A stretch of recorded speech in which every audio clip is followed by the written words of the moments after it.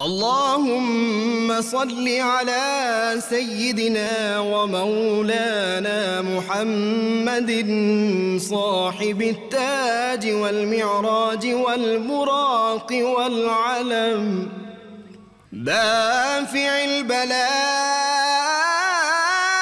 والوباء والقحط والمرض والألم اسمه مكتوب مرفوع مشفوع منقوش في اللوح والقلم سيد العرب والعجم اسمه مقدس معطر مطهر منور في البيت والحرم شمس الضحى بدر الدجى صدر العلا نور الهدى كهف الورى مصباح الظلم جميل الشيم شفيع الأمم صاحب الجود والكرم والله عاصمه وجبريل خادمه والبراق مركبه والمعراج سفره وفوق سدرة المنتهى مقامه وقاب قوسين مطلوبه والمطلوب مقصوده والمقصود موجود سيد المرسلين خاتم النبيين شفيع المذنبين أنيس الغريبين رحمة للعالمين راحة العاشقين مراد المشتاقين شمس العارفين سراج السالكين مصباح المقربين محب الفقراء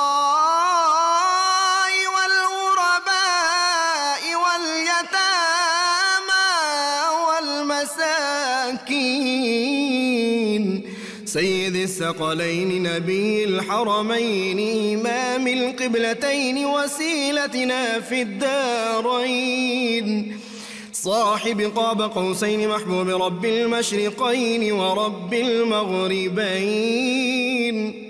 جد الحسن والحسين مولانا ومولى الثقلين سيدنا أبي القاسم محمد بن عبد الله نور من نور الله يا أيها المشتاقون بنور جماله بلغ العلا بكماله كشف الدجى بجماله حصنت جميع خصاله صلوا عليه وآله وأصحابه وسلموا تسليما بسم اللہ الرحمن الرحیم۔ السلام علیکم ناظرین، پروگرام صبح نور کے ساتھ آپ کا میزبان نذیر احمد غازی حاضر ہے۔ ناظرین کرام، حضرت ابو انیس صوفی برکت علی صاحب رحمہ اللہ کی مشہور تالیف اسماء النبی الکریم صلی اللہ علیہ وسلم سے ایک اسم مبارک سیدنا صاحب البشارتی صلی اللہ علیہ وآلہ وسلم، ہمارے سردار خوشخبری سنانے والے، درود و سلام بھیجے اللہ آپ صلی اللہ علیہ وسلم اور آپ کی آل پاک پر۔ حضرت ثوبان رضی اللہ تعالیٰ عنہ سے روایت ہے کہ رسول اللہ صلی اللہ علیہ وسلم نے فرمایا، میری امت میں دو گروہ ایسے ہوں گے جنہیں اللہ تعالیٰ نے آگ سے محفوظ کر دیا ہے۔ ایک گروہ ہندوستان پر چڑھائی کرے گا اور دوسرا گروہ جو عیسیٰ ابن مریم کے ساتھ ہوگا۔ حضرت ابو ہریرہ رضی اللہ تعالیٰ عنہ فرمایا کرتے تھے کہ میرے محبوب جناب رسول اللہ صلی اللہ علیہ وسلم نے مجھ سے بیان کیا کہ اس امت میں سندھ و ہند کی طرف لشکروں کی روانی ہوگی۔ ابو ہریرہ کہتے ہیں کہ اگر مجھے ایسی کسی مہم میں شرکت کا موقع ملا اور میں اس میں ضرور شریک ہوں گا، اگر میں شہید ہو گیا تو ٹھیک، اگر غازی بن کر واپس لوٹ آیا تو میں ایک آزاد ابو ہریرہ ہوں گا جسے اللہ تعالیٰ نے جہنم کی آگ سے آزاد کر دیا ہوگا۔ امام ابن عساکر رحمہ اللہ نے نقل کیا ہے کہ رسول اللہ صلی اللہ علیہ وسلم نے فرمایا کہ مجھے ہند کی جانب سے ربانی خوشبو آتی ہے، اسی لیے شاید حکیم الامت علامہ اقبال نے فرمایا تھا، میر عرب کو آئی ٹھنڈی ہوا جہاں سے، میرا وطن وہی ہے، میرا وطن وہی ہے۔ ناظرین کرام، آج سے 14.25 صدیاں پہلے ایک ریاست نظریے کی بنیاد پر قائم ہوئی تھی جس کو سلطنت مدینہ کہا جاتا ہے۔ ناظرین کرام، جو اس سلطنت کا نظریہ تھا اسی بنیاد پر ایک پھر نئی سلطنت جو ہے وہ 14 صدیاں بعد جو ہے وہ سلطنت وجود میں آتی ہے۔ اس سلطنت کا بھی وہی نظریہ ہے۔ اس نظریے کی ابتدا بقول قائد اعظم اسی روز ہو گئی تھی جب ہندوستان میں پہلا آدمی مسلمان ہوا تھا، اور پھر اس کے بعد ایک تاریخی موقع آیا کہ 23 مارچ 1940 میں قائد اعظم کی سربراہی میں مینار پاکستان کے نیچے لاکھوں فرزندان اسلام جمع ہوئے، اور پھر انہوں نے وہی تجدید وفا جو تھا وہ کیا جو سلطنت مدینہ قائم کرنے کے بعد نبی کریم صلی اللہ علیہ وسلم کے صحابہ نے کیا تھا۔ دونوں ریاستوں میں ایک قدر مشترک تھی۔ سلطنت مدینہ کے بانی جو تھے یہ سلطنت خداداد پاکستان کے بنانے والے جو تھے یہ ان کے غلام تھے۔ پھر سلطنت مدینہ میں صحابہ کرام نے نبی کریم صلی اللہ علیہ وسلم سے عہد وفا کیا تھا، اور 1940 میں 23 مارچ کو مینار پاکستان کے سائے تلے رسول اللہ صلی اللہ علیہ وسلم کے غلاموں نے بھی اس بات کا عہد کیا تھا کہ یہ ملک ہم نالین مصطفیٰ صلی اللہ علیہ وسلم کے تصدق حاصل کر رہے ہیں، یہاں نظام مصطفیٰ کا نفاذ ہوگا۔ نظریہ پاکستان کیا ہے، قرارداد پاکستان کیا تھی، اس کا محرک کیا تھا، مسلمانوں کے جذبات کیا تھے، قائد اعظم کی قیادت میں کس طرح ہم نے حصول پاکستان جو تھا وہ حاصل کیا تھا۔ علامہ اقبال نے وہ کسی نے کہا تھا کہ ایک شاعر نے کچھ خواب پارے دیے، تو نے تعبیر کو زندگی بخش دی۔ تو قائد اعظم نے کیسے اس خواب کی تعبیر جو تھی اس کو زندگی بخشی تھی، اس پہ گفتگو کرنے کے لیے آج میری بہت خوش قسمتی ہے۔ ناظرین کرام، مجاہد تحریک پاکستان جب وہ بچے تھے تو بچہ مسلم لیگ میں وہ شامل ہوئے تھے، اور پھر آج بھی اپنی بزرگ عمر تک 80 دہائیوں سے زیادہ اس مملکت میں رہنے کے باوجود ساری زندگی انہیں عاشق پاکستان اگر کہا جائے تو بے جانا ہوگا۔ میری مراد ہے مجاہد تحریک پاکستان، کئی کتابوں کے مصنف، بہت ممتاز قانون دان جناب آزاد بن حیدر صاحب، آج وہ میرے مہمان ہیں، کراچی سے وہ ہمارے ساتھ لائن پہ ہوں گے۔ اور دوسرے میرے اسٹوڈیو میں آج جو مہمان ہیں آپ ان سے واقف ہیں، جامعہ پنجاب کے ایک شعبے کے صدر نشین ہیں پروفیسر ڈاکٹر معین نظامی صاحب۔ ڈاکٹر صاحب ویلکم۔ ان کے ساتھ ماہر اقبالیات ڈاکٹر طاہر حمید تنولی بھی، کئی کتابوں کے مصنف، اور اسی طرح کئی کتابوں کے مصنف نوجوان اسکالر پروفیسر یوسف عرفان صاحب میرے ساتھ ہیں۔ یوسف عرفان صاحب کا بھی خاص تحریک پاکستان پہ جو ہے وہ انہوں نے کام بھی کیا ہوا ہے، مضامین اور کتابیں بھی انہوں نے لکھی ہیں۔ تو آج یہ چاروں حضرات میرے مہمان ہیں۔ ناظرین کرام، جناب پروفیسر ڈاکٹر معین نظامی صاحب، یہ 23 مارچ 1940 کو کیا ہوا اور یہ کیا تھی قرارداد؟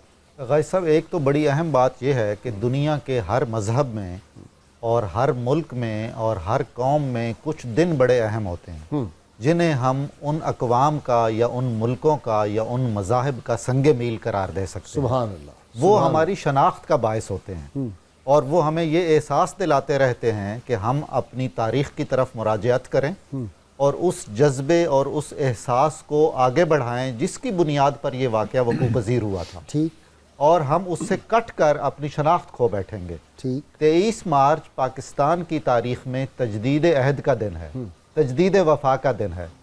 مسلمان جب ہندوستان آئے تھے اور یہاں مسلمان مقامی لوگ مسلمان ہونا شروع ہوئے تھے تو وہ کرۂ ارض پر ایک بہت عظیم انقلاب کا پیش خیمہ تھا وہ واقعہ، اور اس نے نہ صرف اس خطے میں بلکہ عالمی سطح پر بھی بہت زیادہ جغرافیائی تبدیلیاں بھی کیں اور ثقافتی تبدیلیاں بھی کیں۔ یہاں رہنے کے بعد جب مسلمانوں کو یہ احساس ہوا کہ ہم دو قومیں ہیں، ہندو ایک الگ قوم ہے، مسلمان ایک الگ قوم ہے، ان کے ہیرو مختلف ہیں، ان کی پسند اور ناپسند مختلف ہے، ان کے معیارات مختلف ہیں، کھانے پینے کے انداز مختلف ہیں، خیر و شر کے معیارات مختلف ہیں، اور انفارچونیٹلی وہ جو بڑی قوم ہے یہاں اکثریت میں ہے جن کو ہم ہندو کہتے ہیں، وہ ہمارے حق حقوق بہتر طور پر ادا نہیں کر رہے ہیں۔ ہم نے اپنی پوری کوشش کر کے دیکھ لی تو ہمارے جو اکابر تھے جنہیں اللہ نے بہت غیر معمولی فراست دے رکھی تھی، بصیرت اور تدبر سے نوازا تھا، وہ پوری کوششیں کر چکنے کے بعد کہ ہم اکٹھے رہ سکیں، اس نتیجے پہ پہنچ گئے کہ اب ہم دو الگ الگ قومیں ہیں اور بالکل اکٹھے نہیں رہ سکتے ہیں۔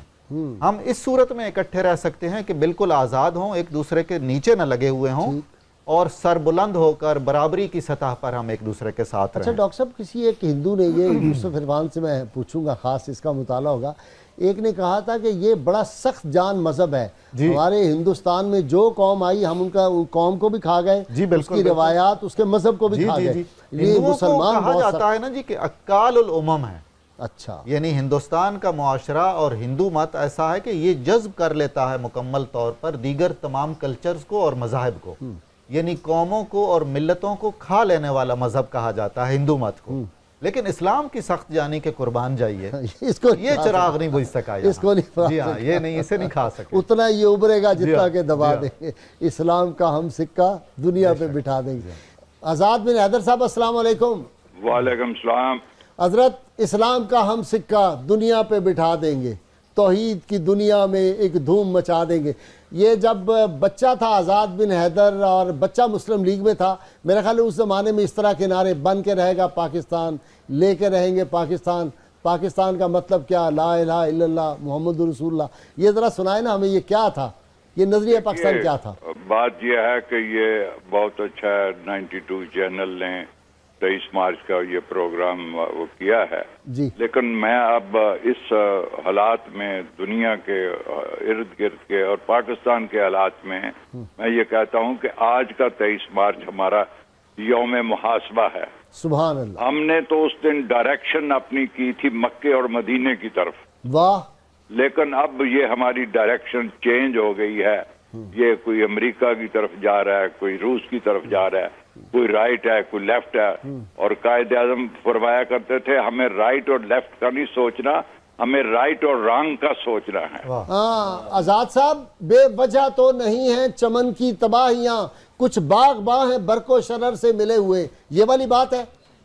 ماشاءاللہ۔ لیکن آج اس سے پہلے کہ میں قائد اعظم رحمت اللہ علیہ کی بات کروں، میں یہ قائد اعظم نے 23 مارچ کی تقریر میں ایک بات کی تھی جی، اور انہوں نے ایک حوالہ دیا تھا بھائی پرمانند کا۔ اچھا جی، بھائی پرمانند ہندو تھا اور بہت تشدد قسم کا ہندو تھا، متشدد۔ اس نے 4 6 8 مہینے قرآن کا مطالعہ کیا، اچھا، اور مطالعہ کرنے کے بعد کانگریس کے لیڈروں کو اس نے خط لکھا کہ یہ بات جو ہے کہ تم اگر چاہتے ہو کہ مسلمان اور تم اور ایک قوم ہو، یہ کبھی بھی ایک قوم نہیں ہو سکتی۔ وہ قائد اعظم نے 23 مارچ کا اس میں قائد اعظم نے بھائی پرمانند کا ذکر کیا، یہ بڑی اہم بات ہے، بڑی اہم بات ہے۔ دوسری اہم بات ہے کہ ایک عیسائی لیڈر تھا لاہور میں، جوشوا فضل الدین، ہاں میں نے دیکھا ہوا ہے کہ ہم جتنی امن اور چین سے اس پاکستان میں رہ سکتے ہیں، اسلامی ریاست میں رہ سکتے ہیں، ہم کسی اور ریاست میں نہیں رہ سکتے۔ واہ، سبحان اللہ۔ پھر ایک بہت ہی نیوٹرل قسم کا یہودی تھا، اس نے کہا کہ جب جرمنی میں ہم کو مار پڑ رہی تھی اور ہمیں قتل و غارت ہمارا کیا جا رہا تھا تو کسی نے ہمیں پناہ نہیں دی، ہمیں مسلمان ملکوں نے ہی پناہ دی تھی، ایک یہودی کا کہنا ہے۔ اچھا یہ بتائیے نظریہ پاکستان مختصر بتا دیں ہے کیا؟ نظریہ پاکستان اس کی بڑی مختلف تشریحات ہیں، بڑی سمپل سی تشریح ہے، جس سے نظریہ پاکستان تو اس دن پیدا ہو گیا تھا کہ جب قرآن نے کہا، اللہ نے کہا کہ کل مومنون اخوہ، تو جب سارے مومن جو ہیں ایک اخوت ہیں، حضور سرور کائنات نے بھی یہ فرمایا کہ کل مومنون اخوہ، تو یہ نظریہ پاکستان پر صحابہ کرام نے بھی عمل کیا، اس کے بعد سارے محمد بن قاسم نے بھی اس پر عمل کیا، خالد بن ولید نے، طارق بن زیاد نے بھی اس پر عمل کیا، مولانا محمد علی جوہر نے بھی اس کے اوپر عمل کیا، اور کرتے کرتے پھر قائد اعظم نے بالکل کھلم کھلا اس کی تشریح کی۔ اچھا میں آزاد صاحب، میں اپنے دوسرے مہمانوں سے کچھ سوال کر لوں، میں آپ کی طرف پھر آؤں گا۔ آپ نے جواب یہ دینا ہے کہ لوگ یہ کہتے ہیں کہ پاکستان اسلام کی بنیاد پہ نہیں بنا تھا، یہ تو ایسے ہی ہے، قائد اعظم تو سیکولر پاکستان چاہتے تھے۔ اس کا جواب میں نے آپ سے لینا ہے، چونکہ آپ نے وہ ساری تحریک پاکستان کا دور دیکھا ہے، مسلم اسٹوڈنٹ فیڈریشن میں آپ رہے ہیں، تو مجھے آپ سے دوبارہ میں آپ کی خدمت حاضر ہوں گا۔ اچھا جی ڈاکٹر صاحب، یہ جو 1940 کی قرارداد جو تھی یہ پیش ہو گئی، کس نے پیش کی اور کیا ہوا وہاں؟ جی ہاں بالکل جی، 1940 کی قرارداد کا جیسا کہ ہم نے اپنے اکابر سے سنا، یہ ہماری تاریخ کا ایک ایسا واقعہ ہے۔ اسٹینلے ویلپورٹ نے لکھا کہ اس دن سے مسلمانان ہند نے اور محمد علی جناح نے ایک بالکل نئی راہ کا انتخاب کیا اور اپنی منزل کا ایک نئے سرے سے تعین کر لیا کہ ہمارا مستقبل محفوظ کیسے ہوگا۔ یہ واقعہ یک دم نہیں ہوا، یعنی ایسا نہیں ہوا کہ مسلم لیگ کی قیادت بیٹھی اور انہوں نے ایک فیصلہ کر لیا، رات کو بیٹھے اور صبح یہ فیصلہ کر لیا کہ ہم نے قرارداد پیش کرنی اور ایک الگ ملک کا مطالبہ کرنا ہے۔ اس کا بتدریج حالات ایسے ہوتے چلے گئے، اور جن حالات نے مسلمانوں کو مجبور کر دیا کہ وہ اپنی منزل ایک الگ اور آزاد وطن کو قرار دے دیں، وہ سر فہرست حالات 1937 کے دوران کانگریس کی حکومت تھی۔ آپ دیکھیں جب 36 کا الیکشن ہوا تو اس الیکشن کے اندر بنیادی طور پہ جب مسلم لیگ نے اپنا ایجنڈا شروع کیا تو 3 نکاتی ایجنڈا تھا مسلم لیگ کا، اور قطعاً بھی کوئی ہندوؤں کے ساتھ مخالفت یا چپکلش یا علیحدگی کا ایجنڈا ان کا نہیں تھا۔ وہ 3 نکات کیا تھے؟ پہلا نقطہ یہ تھا کہ مسلمانوں کے مذہبی حقوق محفوظ ہونے چاہیے، نمبر 2 اردو زبان کو تحفظ ملنا چاہیے، اردو رسم الخط کو تحفظ ملنا چاہیے، اور نمبر 3 مسلمانوں کے جو عمومی حالات ہیں ان میں بہتری آنی چاہیے، ان کی اقتصادی حالات۔ جیسی الیکشن ہو گیا، کانگریس کی وزارتیں بن گئیں، تو نہرو نے راجندر پرساد کو خط لکھا کہ مسلم لیگ اتنی کمزور ہے، اگر ہم چاہیں تو اس کو ہم بالکل ختم کر دیں اور ہمیشہ کے لیے ہمیں آگے آسانی پیدا ہو جائے گی۔ اچھا، اس پالیسی کو اس نے اناؤنس بھی کیا، اور اس کا بڑا ثبوت یہ تھا کہ بجائے اس کے کہ جن صوبے میں مسلم لیگ کو اکثریت ملی تھی یا ان کے نمائندے موجود تھے ان کی مشترکہ وزارتیں بناتے، انہوں نے کہا جی ہم آپ کو وزارتیں دیتے ہیں اس شرط پہ کہ آپ مسلم لیگ کو چھوڑیں، کانگریس میں ضم ہو جائیں اور کانگریس کے کسی ایجنڈے کی مخالفت نہ کریں۔ یہ پہلا سٹیپ تھا، جس کے بعد مسلمان ایک جس کو آپ سمجھتے ہیں کہ بالکل لرز کے رہ گئے کہ ہم کیا سمجھ رہے تھے اور کیا رہا ہے۔ یہ ہو گیا۔ یوسف عرفان، یہ ذرا بتائیں مجھے کہ علامہ اقبال نے 1937 میں خط لکھا قائد اعظم کو کہ اسلام کے خلاف اور اردو زبان کو یہاں پہ ختم کیا جا رہا ہے، اور بعض ہندو اور بعض اس میں سکھ بھی جو تھے انہوں نے نبی کریم صلی اللہ علیہ وسلم کی شان میں گستاخی شروع کر دی ہے، اور 4 واقعات اس طرح کے ہو چکے ہیں، اور 4 گستاخان رسول کو جو ہے جہنم رسید کیا جا چکا ہے۔ یہ وہ حالات ہیں جب قوم کے اندر اس وقت جذبہ بیدار ہے، آپ اس کی قیادت فرمائیے، اور اس طرح کہ ایک بہت بڑا امت کو اکٹھا کیجئے، سارے مسلمانان ہند کو جمع کر کے، اور اس وقت ایک بڑی زوردار جو تحریک جو ہے اس کو شروع کریں۔ اس میں کوئی شک نہیں، قرارداد پاکستان فی الحقیقت تحریک پاکستان کا یوم الفرقان ہے۔ اچھا، اور یہ یوم نجات کے بعد قرارداد پاس ہوئی ہے، کیونکہ جو اس کا اپنے حوالہ دیا ہے کہ اسلام کے خلاف، مسلمانوں کے خلاف، قرآن و سنت کے خلاف، ناموس رسالت مآب صلی اللہ علیہ وسلم کے خلاف جو تحریکیں چل رہی تھیں، اور جیسے کہ ابھی ڈاکٹر صاحب نے ذکر کیا کہ اقال الامم، کہ ہندو آنے والی ہر قوم کے ہندو بنا لیتا ہے یا اچھوت بنا لیتا ہے، اور اچھوت ہندوؤں سے زیادہ بستے ہیں۔ آپ نے تو اس پہ شاید کتاب بھی لکھی بھی ہے، اور دلت ہیں، ہاں جی، اب ان کا نام ہے OBC، ST اور اس طرح کے نام ہے، شیڈیولڈ کاسٹ، شیڈیولڈ ٹرائبز اور ادر بیکورڈ کلاسز، جن کا آئینی نام ہے، تو ان کو نام بھی نہیں ہے، اور 5,000 سال سے انسانی حقوق سے محروم ہیں۔ یا تو ہم یہ مستقبل اپنا قبول کر لیتے۔ قرارداد پاکستان جو ہے بیسیکلی یہ ہمارے 1000 سالہ ہندو مسلم میل جول کا نچوڑ ہے۔ اچھا، اور اس میں مسلمانوں کا دور تقریباً 3 حصوں میں بانٹا جا سکتا ہے۔ پہلا دور حکمرانی کا ہے، جس میں مسلمان حکمران تھے، ہندو چاکر تھے، اور چاکر بہترین ہے، جیسے کہ میرے استاد محترم پروفیسر مرزا منور صاحب کہا کرتے تھے، ہندو بہترین چاکر اور بدترین آقا ہے۔ اچھا، آقا تو آپ نے دیکھ لیا کہ جو حال کر رہے ہیں، وہاں مسلمانوں کو جینا حرام ہے، حتیٰ کہ غیر مسلموں کو، ہاں جی، گجرات بیسیکر جو ہے، نسل کشی جو ہے، پھر بابری مسجد ہے، پھر مکہ لی ہے، پھر بالی گاؤں ہے، ڈھیروں واقعات ہیں۔ خیر یہ اپنی جگہ. تو یہ نچوڑ ہے. اس نچوڑ میں پہلا دور حکمرانی کا تھا, دوسرا غلامی کا تھا, اور انگریز جب آیا تھا اس نے ہندو اکثریت ساتھ مل کے مسلمانوں کے خلاف استعمال کیا تھا. مگر الحمدللہ مسلمان قیادت اس وقت بھی باخبر تھی, اس وقت بھی بابصیرت تھی. انہوں نے اپنی مسلم قومیت کو بحال رکھا, اور اس ضمن میں تیسرا دور جو آزادی کا ہے, ٹھیک, یہ آزادی جو ہے اس کی شکل قرارداد پاکستان اور پاکستان ہے. اس کا استحکام جو ہے یہ ہماری اسلامی روایت کا امین ہے. ٹھیک ہے. میں اور اس سے آزاد بن حیدر صاحب یہ فرمائیں کہ یہ جو الزام ہے کہ جی پاکستان اسلام کے نام پہ تو نہیں بنا, یہ تو روٹی کپڑے کے لیے بنا تھا, اور قائد اعظم جو تھے وہ تو اسلام نہیں, وہ تو سیکولرزم چاہتے تھے.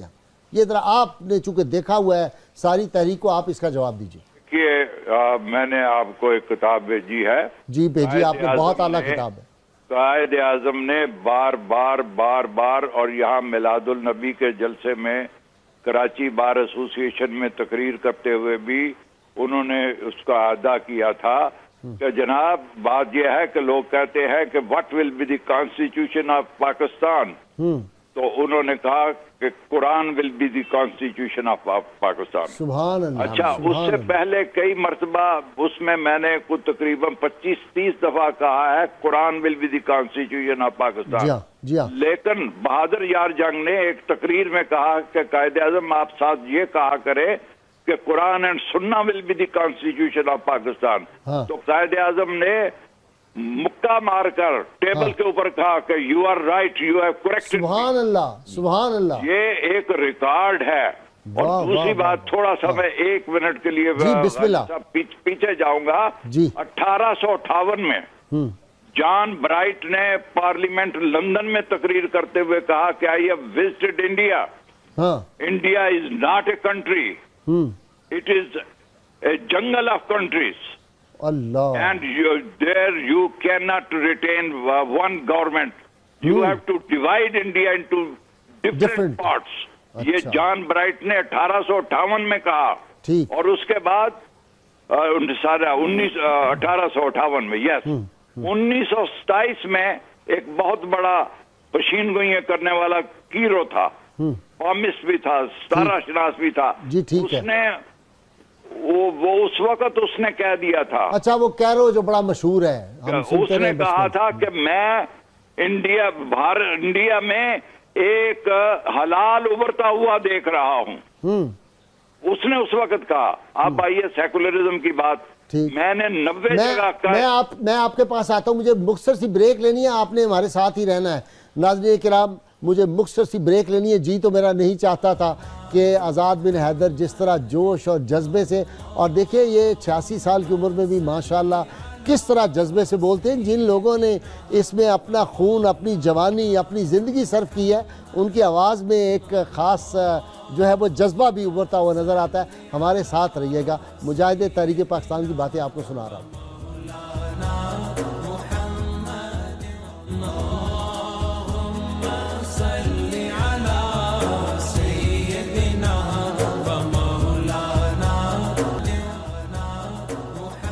جی ویلکم بیک ناظرین. جی آزاد بن حیدر صاحب, اسلام بنیاد ہے پاکستان کی, آپ فرما رہے تھے. جی جناب, پہلے میں 1 منٹ کے لیے آپ کی توجہ, آپ نے کہا کہ نظریہ پاکستان کی تشریح کرے. میں حاضر ہوا علامہ اقبال کے مزار پر غلام حیدر وائن صاحب کے ساتھ. تو ان کی لوح پر جو فارسی میں 2 شعر لکھے ہوئے ہیں, وہ میں کہتا ہوں علامہ اقبال کی تمام شاعری کا نچوڑ ہے, اور نظریہ پاکستان کو بڑی جلدی سے سمجھا جاتا ہے. میں نے وہاں پر دیکھا کہ لکھا کیا ہوا ہے, فارسی میں تھا کہ نی افغانیم ونی ترکو تتاریم چمن سودیم و یک شوق ساریم تمیز رنگ و بو بر ما هر عوض ما پروردهی یک نوبهاریم.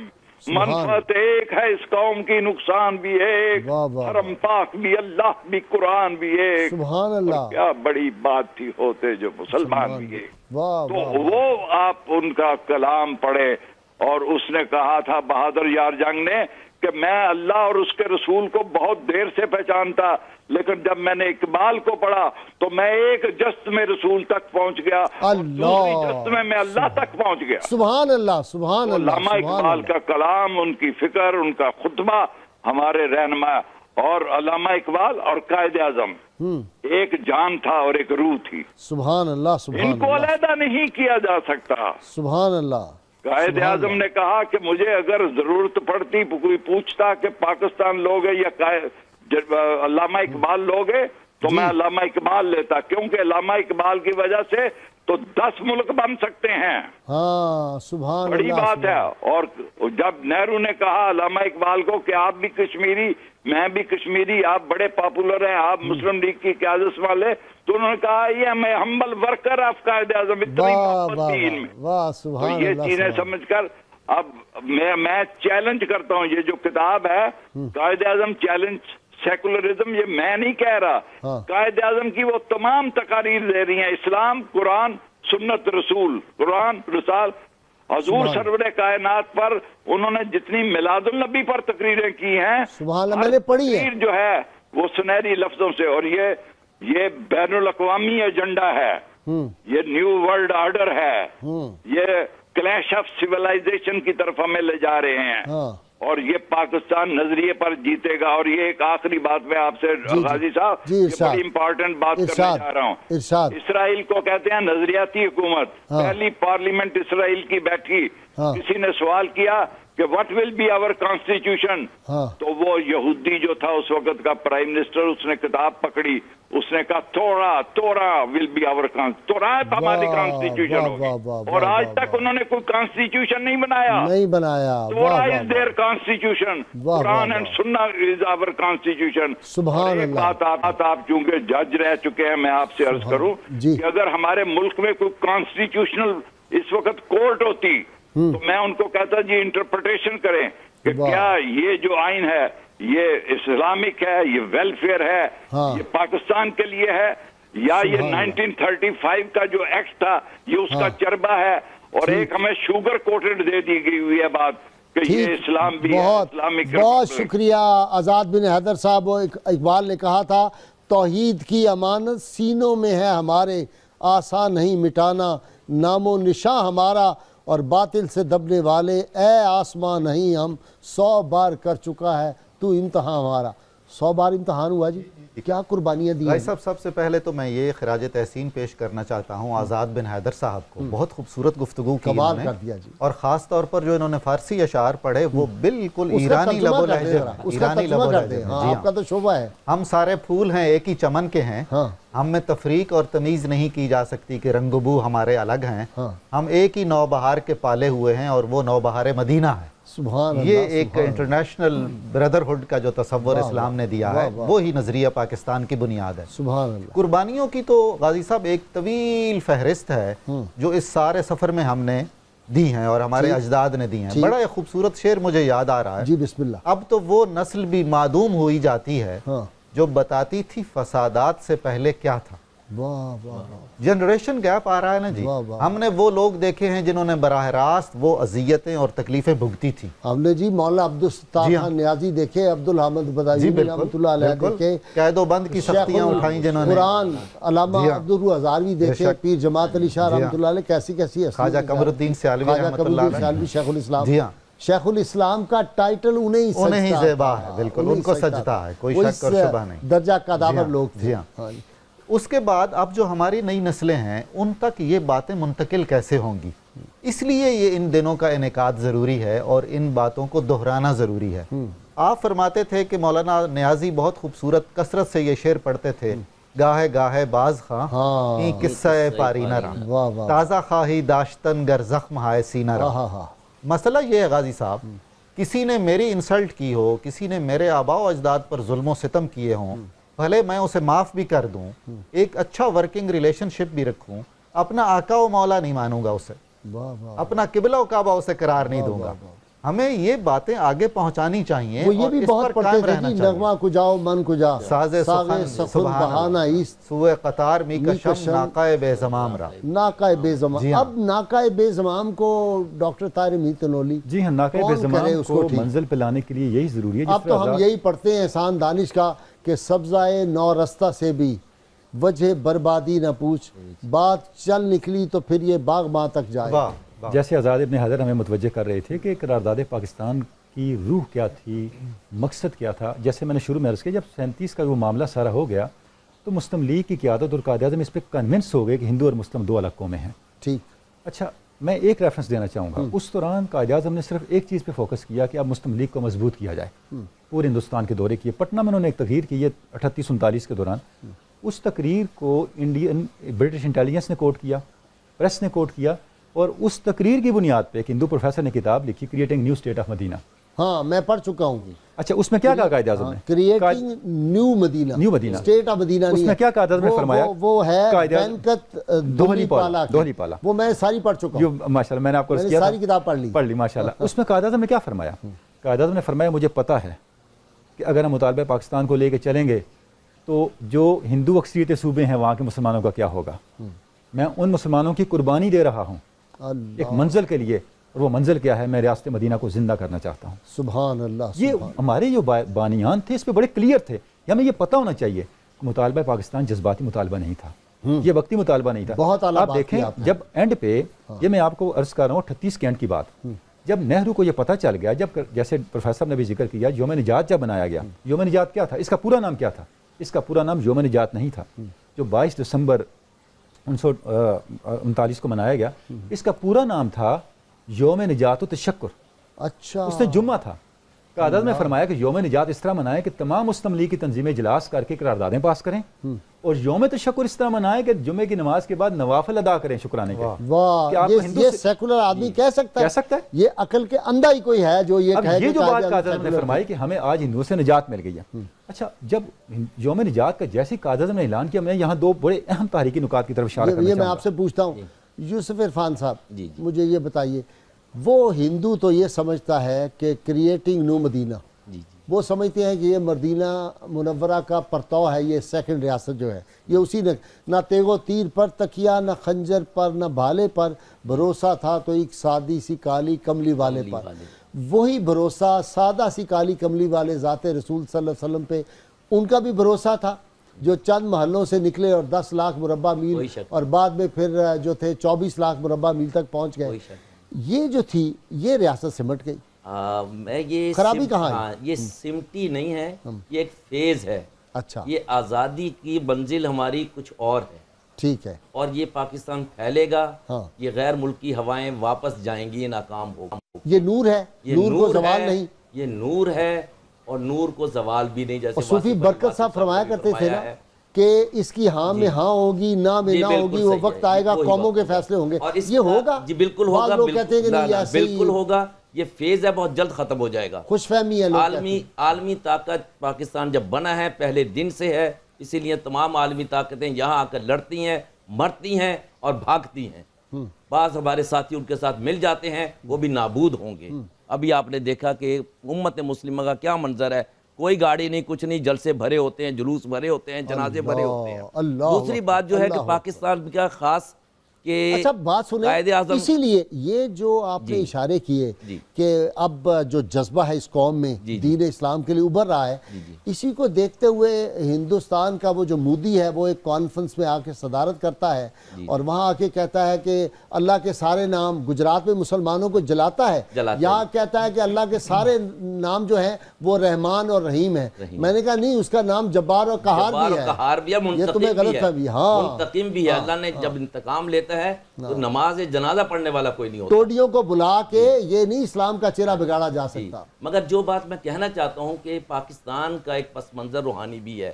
قائد اعظم علیہ رحمہ نے گول میز کانفرنس کے بعد اور نہرو رپورٹ کے بعد لندن میں رہنے کا فیصلہ کر لیا، ترک سیاست. وہ روحانی ہاں منظر زیادہ وہ جو تھا کہ ایک دن حضرت قائد اعظم سب نے بلایا، حضرت علامہ نے بھی کہا کہ آپ واپس آئیے، سب آئے، مگر حضرت قائد اعظم واپس کس بنیاد پر آئے تھے؟ وہ حضور صلی اللہ علیہ وسلم کا ڈائریکٹ فرمان تھا اللہ، کہ ایک دن وہ اپنے اپارٹمنٹ میں سو رہے تھے، اچھا، تو انہیں احساس ہوا کہ جیسے کسی نے دروازہ نوک کیا ہے، وہ باہر گئے، کچھ نہیں تھا، دوبارہ اس زور سے یعنی نوک ہوا جیسے زلزلہ آیا ہے، وہ باہر نکلے تو لوگ آرام سے سو رہے تھے، وہ پھر آ کے لیٹ گئے، سہبار جب ہوا تو اس وقت انہوں نے دیکھا کہ ان کا کمرہ منور ہے، معطر ہے، اور an extra ordinary personality was there. تو انہوں نے پوچھا کہ آپ کون ہیں؟ اس شخصیت نے فرمایا کہ آم یور پروفٹ محمد صلی اللہ علیہ وسلم. واہ واہ، حضرت قائد اعظم فرماتے ہیں کہ میں مؤدب ہو گیا، درود شریف پڑھا اور گفتگو شروع ہوئی تو حضور صلی اللہ علیہ وسلم نے فرمایا جناح ہندوستان واپس جاؤ اور مسلمانوں کی آزادی کے لیے کام کرو، ہم تمہارے ساتھ ہیں. واہ، یہ وہ جذبہ تھا جو قرارداد پاکستان کا سبسٹنس ہے، اللہ، اور یہی وہ جذبہ تھا کہ قائد اعظم نے قرارداد پاکستان کے بعد نہ ہندو کی چال میں آئے، نہ امت کو آنے دیا، خود تو پہلے کبھی نہیں آئے، امت کو بھی نہیں آنے دیا، اور نہ انگریزوں کی گٹھ جوڑ میں آئے. اس کی بڑی مثال تھی کہ قرارداد پاکستان ایک جناح کانگریس کے پاس ہوتا تو کبھی پاکستان نہ بنتا، اور 100 گاندھی مسلم لیگ کے پاس ہوتا تو تب بھی پاکستان نہ بنتا. یہ ورڈکٹ آن انڈیا پہ جو ہے کتاب، اس میں یہ لکھا ہے if there is one Gandhi in، کہ اگر گاندھی ایک ہوتا تو یہ نہرو کی بہن نے غالباً کہا، سروجنی نائیڈو نے کہا، اچھا سروجنی نائیڈو، یہ غالباً سروجنی نائیڈو کا تھا کہ اگر ایک قائد اعظم مسلم لیگ میں کانگریس میں ہوتے تو پارٹیشن نہ ہوتی، اور 100 گاندھی ادھر ہوتے تو ناکامی نہ. مگر یہ ڈاکٹر نظامی صاحب اب آ جاتے ہیں، جی آج کرنا کیا چاہیے؟ یہ مجھے بڑا دکھ ہوتا ہے جب لوگ کہتے ہیں پاکستان نہیں رہے گا، پاکستان یہ ہو جائے گا، پاکستان کمزور ہو جائے گا.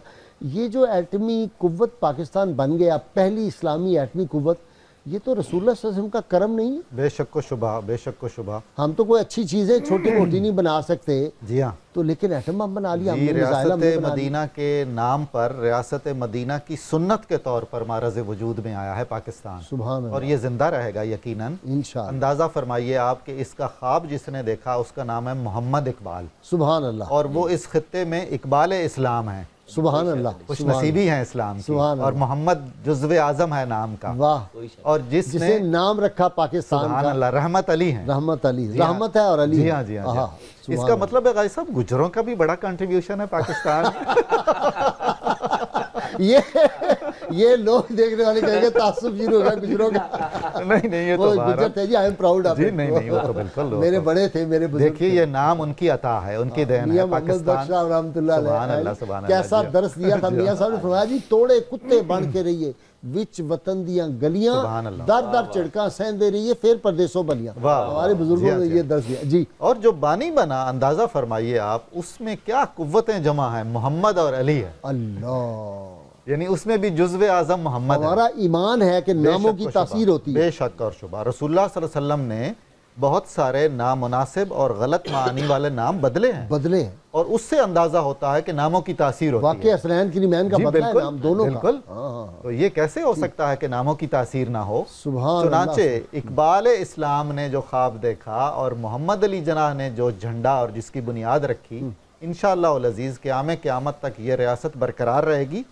نہ صرف برقرار رہے گی بلکہ اپنی ترقی کے منازل طے کرے گی. ڈاکٹر صاحب، یہ واقعی جو انہوں نے بات چھیڑ دی ہے، یہ مایوسی کی باتیں لوگ کیوں کرتے ہیں اور اس طرح کی کیوں کرتے ہیں کہ یہ پاکستان جو ہے؟ جی آپ نے بالکل غازی صاحب درست فرمایا. مایوسی کی باتیں اس لیے کرتے ہیں کہ یا تو ان کی اس ملک کے ساتھ اور ہندوستان کی محبت کے ہمیں نغمے سکھائے جاتے ہیں کہ ان سے محبت کرو. اس ملک کے ساتھ کمٹمنٹ نہیں ہے، اس ملک کے ساتھ وابستگی نہیں ہے. اگر آپ عوام الناس کو دیکھیں تو وہاں پہ ایسی بات آپ کو نظر نہیں آئے گی.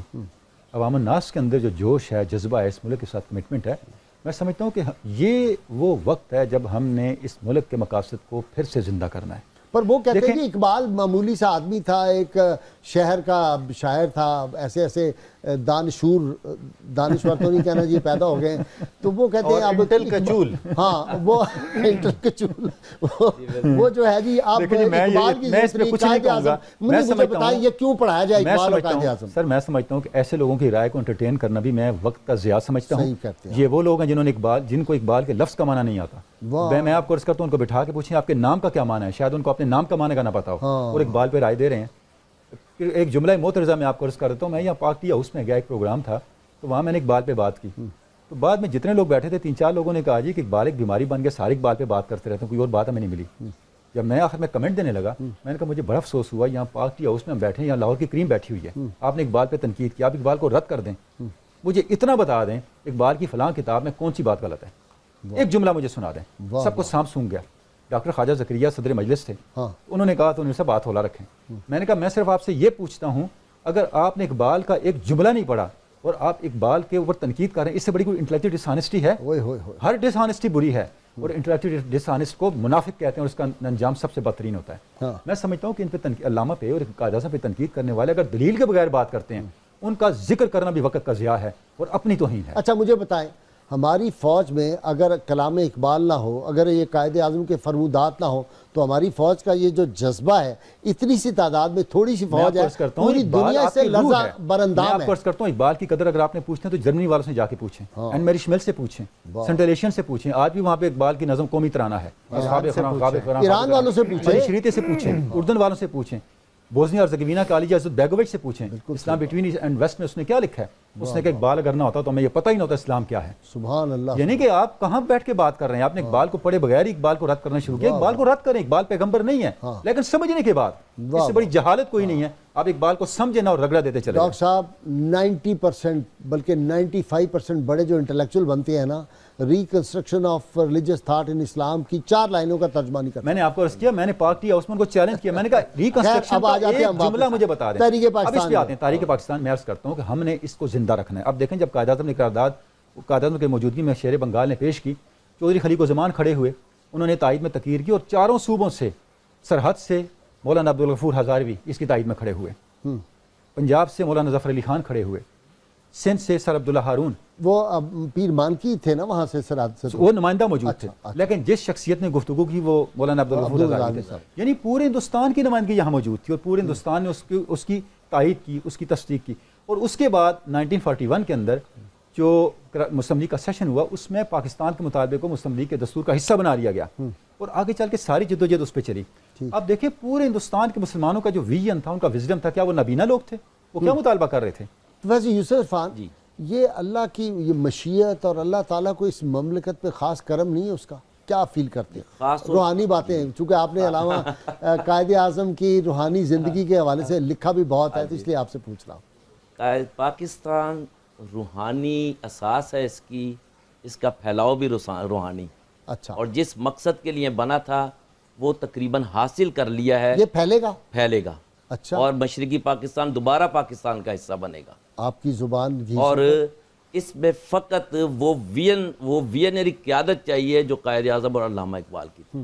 یہ دونوں کا سنجوگ ایسا تھا کہ قائد اعظم نے جس وقت قرارداد پاکستان منظور کی تو قبر اقبال کی طرف اشارہ کر کے کہا کہ آج ہم نے وہی کیا جو اقبال چاہتا. پر وہ جو مشیر کاظمی نے کہا تھا پھول لے کر گیا آیا روتا ہوا, بات ایسی ہے کہنے کا یارہ نہیں, قبر اقبال سے آ رہی ہے صدا, یہ چمن مجھ کو آدھا گوارا نہیں. وہ جو تصویر مجھ کو دکھائی گئی میرے خون جگر سے بنائی گئی, قوم کی ماؤں بہنوں کی جو آبرو نقشہ ایشیا میں سجائی گئی, موڑ دو آبرو یا وہ تصویر دو, ہم کو حصوں میں بٹنا گوارا نہیں. اور پھر یہ ہے کہ پاکستان جو ہے یہ بھارتی مسلمانوں کا ایثار ہے. 100% ووٹ انہوں نے دیا تھا, بہت بڑی بات. اور وہ ایثار وہ اب تک اس جدوجہد میں مبتلا ہیں, وہ تو بیچارے آج بھی مظلوم ہیں. قائد اعظم نے بڑا واضح طور پر پاکستان نمبر 2, پاکستان نمبر 3, 4 بنیں گے. وہ بنیں گے امیجیٹلی. آپ دیکھیے گا دکن میں پاکستان بنے گا. اور مجھے اچھی طرح یاد ہے کہ ایک انڈین لیڈر آئے اور انہوں نے کہا کہ ہمارے علاقوں میں حلقہ اقبال بین ہے, کوئی مسلمان حلقہ اقبال نہیں بنا سکتا. اور ہندو یہ کہتے ہیں کہ اقبال تھے جنہوں نے قائد اعظم کو اس راہ پہ لگایا. اور پروفیسر یوسف عرفان پھر ان لوگوں کا کیا کہیں گے جو کہیں کہ بندے ماترم بھی جائز ہے اور یہ جو بھارت ماتا کی جائز بھی جائز ہے؟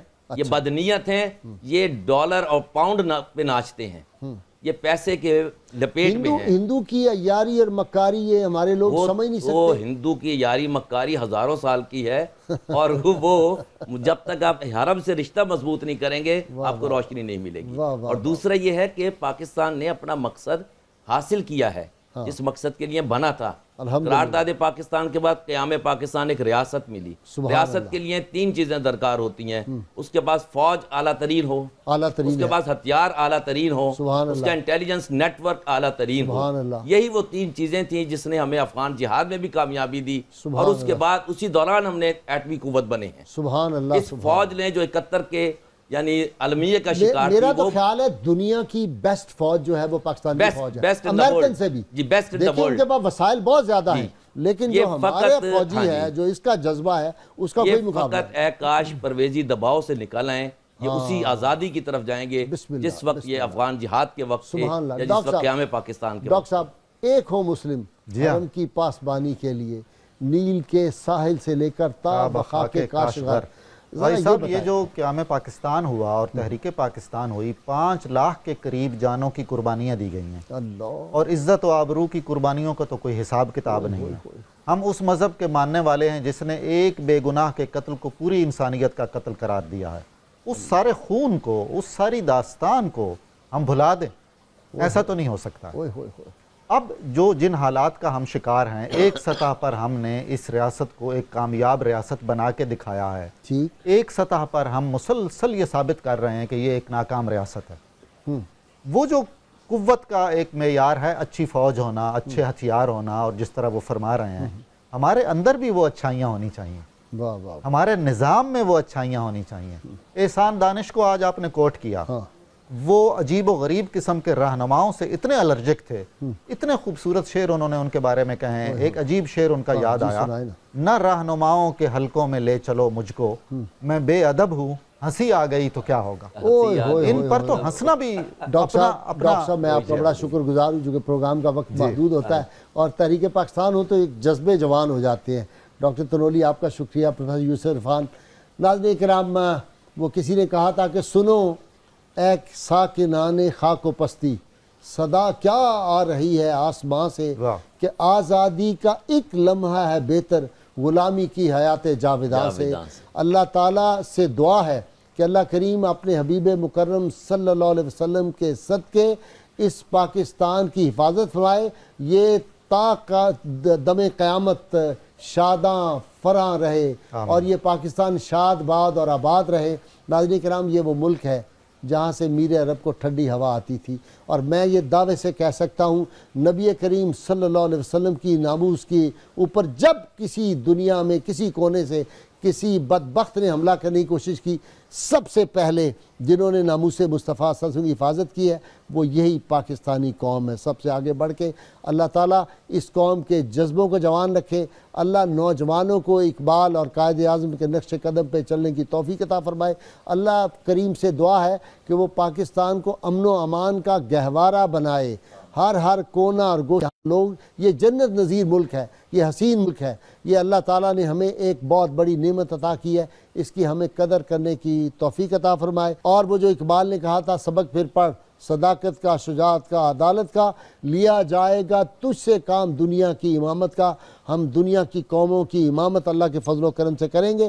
آخر میں سیدنا علی المرتضیٰ شیر خدا کرم اللہ وجہ فرماتے ہیں, نعمت کا شکر ادا کرنا آئندہ ملنے والی نعمتوں کو اور بڑھا دیتا ہے.